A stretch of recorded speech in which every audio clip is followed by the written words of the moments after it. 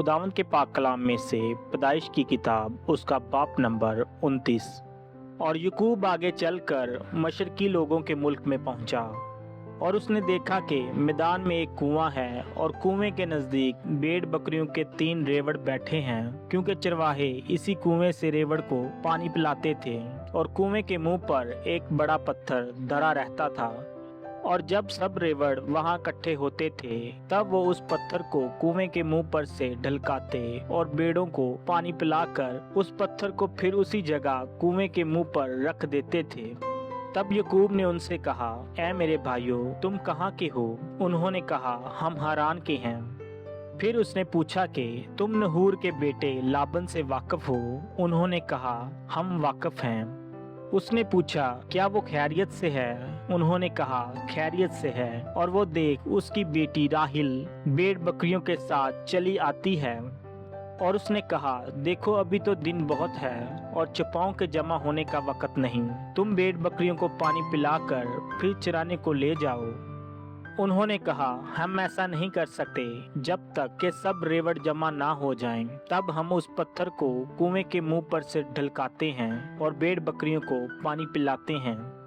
वो उनसे बातें कर ही रहा था कि राहिल अपने बाप की भेड़ बकरियों के साथ आई, क्योंकि वो उनको चराया करती थी।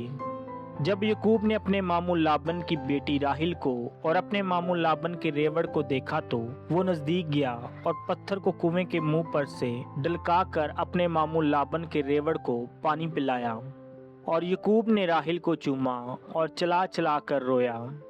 और याकूब ने राहिल से कहा कि मैं तेरे बाप का रिश्तेदार और रिबका का बेटा हूँ। तब उसने दौड़कर अपने बाप को खबर दी। लाबन अपने बांजे की खबर पाते ही उससे मिलने को दौड़ा और उसको गले लगाया और चूमा और उसे अपने घर लाया। तब उसने लाबन को अपना सारा हाल बताया। लाबन ने उससे कहा कि तू वाकई मेरी हड्डी और मेरा गोश्त है। सो वो 1 महीना उसके साथ रहा। तब लाबन ने याकूब से कहा, चूंकि तू मेरा रिश्तेदार है तो क्या इसलिए लाजम है कि तू मेरी खिदमत मुफ्त करे? सो मुझे बता कि तेरी उजरत क्या होगी। और लाबन की 2 बेटियां थी, बड़ी का नाम लिया और छोटी का नाम राखिल था। लिया की आंखें चुंदी थीं, पर राखिल हसीन और खूबसूरत थी। और याकूब राहल पर फरिश्ता था। सो उसने कहा कि तेरी छोटी बेटी राखिल की खातिर मैं 7 बरस तेरी खिदमत कर दूंगा। लाबन ने कहा, उसे गैर आदमी को देने की जगह तो तुझी को देना बेहतर है, तू मेरे पास रह। चुनाचा याकूब 7 बरस तक राखिल की खातिर खिदमत करता रहा, पर वो उसे राखिल की मोहब्बत के सबब से चंद दिनों के बराबर मालूम हुए। और याकूब ने लाबन से कहा कि मेरी मुद्दत पूरी हो गई, सो मेरी बीवी मुझे दे ताकि मैं उसके पास जाऊं।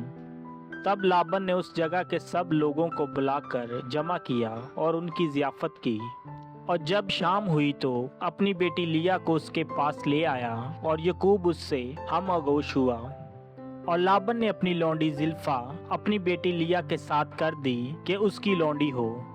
जब सुबह को मालूम हुआ कि ये तो लिया है, तब उसने लाबन से कहा कि तूने मुझसे ये क्या किया? क्या मैंने जो तेरी खिदमत की वो राखिल की खातिर ना थी? फिर तूने क्यों मुझे धोखा दिया?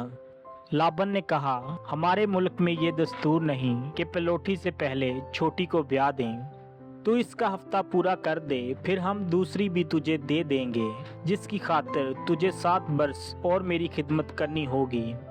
याकूब ने ऐसा ही किया कि लिया का हफ्ता पूरा किया। तब लाबन ने अपनी बेटी राखिल भी उसे ब्याह दी और अपनी लौंडी बिल्हा अपनी बेटी राखिल के साथ कर दी कि उसकी लौंडी हो। सो वो राखिल से भी हमओगोश हुआ और वो लिया से ज्यादा राखिल को चाहता था। और 7 बरस और साथ रहकर लाबन की खिदमत की। और जब खुदावन ने देखा कि लिया से नफरत की गई तो उसने उसका रहम खोला, मगर राहल बांझ रही। और लिया हामला हुई और उसके बेटा हुआ और उसने उसका नाम रोबन रखा, क्योंकि उसने कहा कि खुदावन ने मेरा दुख देख लिया, सो मेरा शोहर अब मुझे प्यार करेगा। वो फिर हामला हुई और उसके बेटा हुआ। तब उसने कहा कि खुदावन ने सुना कि मुझसे नफरत की गई, इसलिए उसने मुझे ये भी बख्शा। सो उसने उसका नाम शमाउन रखा। और वो फिर हामला हुई और उसके बेटा हुआ। तब उसने कहा कि अब इस बार मेरे शोहर को मुझसे लगन होगी, क्योंकि उससे मेरे 3 बेटे हुए, इसलिए उसका नाम लावी रखा गया। और वो फिर हामला हुई और उसके बेटा हुआ।